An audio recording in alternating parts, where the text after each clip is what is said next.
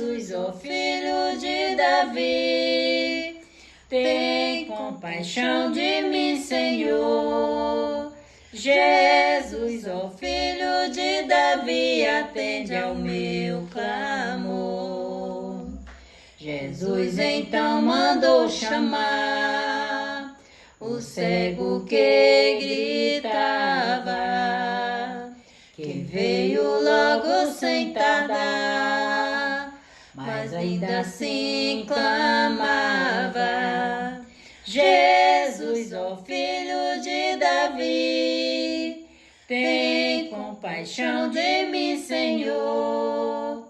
Jesus, ó filho de Davi, atende ao meu clamor. Jesus pergunta com prazer. Vai, mãe. Jesus pergunta com prazer: